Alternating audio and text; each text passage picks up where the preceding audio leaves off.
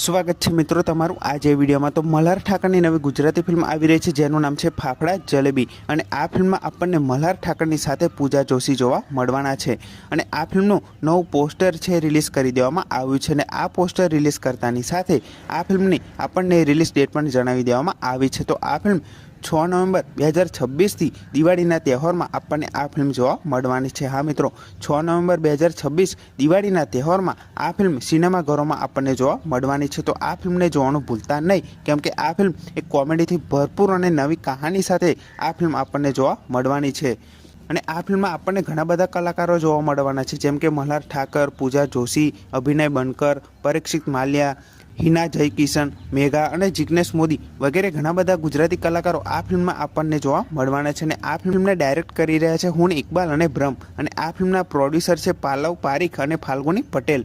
તો આ film finally દિવાળીના તહેવારમાં આપણને જોવા મળવાની છે, તો આ ફિલ્મને જોવાનું ભૂલતા નહીં।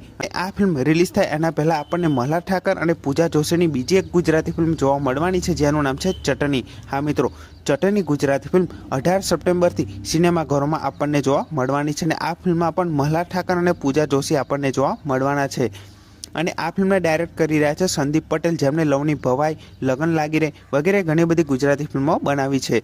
તો આ ફિલ્મ પણ રિલીઝ થવા જઈ રહી છે, તો આ ફિલ્મને જોવાનું ભૂલતા નહીં અને ચટણી ગુજરાતી ફિલ્મ રિલીઝ થયા પછી આપણને ફાફડા જલેબી દિવાળીના તહેવારમાં આ ફિલ્મ આપણને જોવા મળવાની છે। તો આ બંને ફિલ્મોને જોવાનું ભૂલતા નહીં અને આ બંને ફિલ્મોમાંથી કઈ ફિલ્મ તમે સૌથી વધારે જોવા રાહ જોઈ રહ્યા છો એ કમેન્ટ કરીને જરૂરથી જણાવજો।